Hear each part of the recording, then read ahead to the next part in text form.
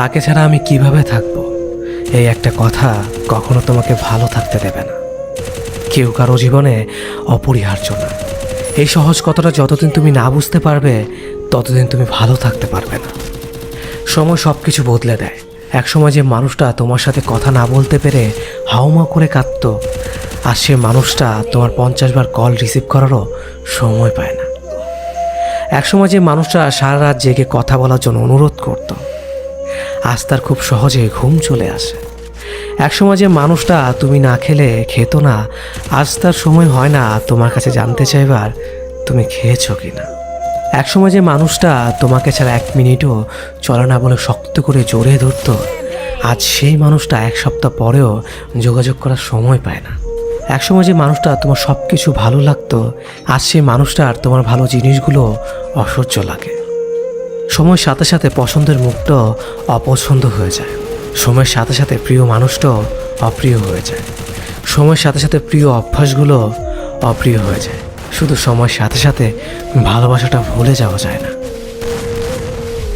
ভালোবাসা ভুলে যাওয়ার দরকার নেই।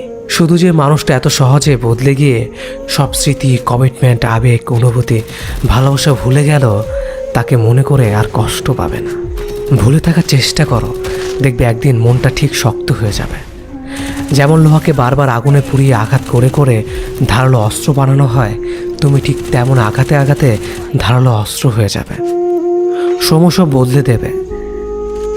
সেদিন আর আজকের মতো তার ফোন না পেলে মন খারাপ হবে না। সেদিন আর তার সাথে দেখা না হবার জন্য কান্না আসবে না।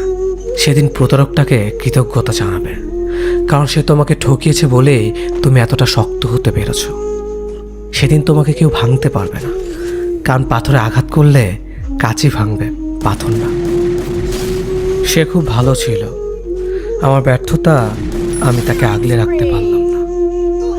আমি কেমন ভালোবাসলাম তাকে, তার ভালো খারাপ আমি মানতে পারলাম না। ছি, আমার নিজের প্রতি নিজের রাগ হয়। তার ভালো খারাপ ভালো লাগা যদি আমি মেনে নিতাম, ইস, তাকেও আগলে রাখা যেত। আমি কেমন প্রেমিক ছিলাম, কখনো তার ভালো লাগার মূল্যই দিইনি। তার ভালো লাগতো কি জানেন? তার ভালো লাগতো আমি ছাড়া আরও অনেকের সাথে কথা বলতে। তার ভালো লাগতো আমাকে অপেক্ষা করিয়ে অন্যের সাথে কথা বলা। তার ভালো লাগতো আমি যেন তার রাগ ভাঙাই, আমার রাগ সে না ভাঙলেও চলবে। তার ভালো লাগতো ছেলে বন্ধুর সাথে খুব খারাপভাবে কথা বলা। তার ভালো লাগতো সবাইকে ছবি দেওয়া, কিন্তু আমি চাইলেই হাজার বাহানা। তার ভালো লাগতো মিথ্যে কথা বলা। তার ভালো লাগতো পুরনো প্রেমিকের সাথে কথা বলা। তার কিন্তু আমাকেও ভালো লাগতো, সেটাও আমি জানতাম। তার ভালো লাগতো ঘুমের নাম করে আমাকে এড়িয়ে চলা। তার ভালো লাগতো আমাকে কষ্ট দেওয়া। আমি তার এসব ভালো লাগা মেনে নিতে পারলাম না। ছি, আমি কেমন প্রেমিক ছিলাম।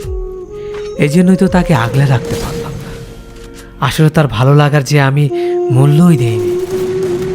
মানুষের ভালো লাগাকে প্রাধান্য দেওয়া লাগে,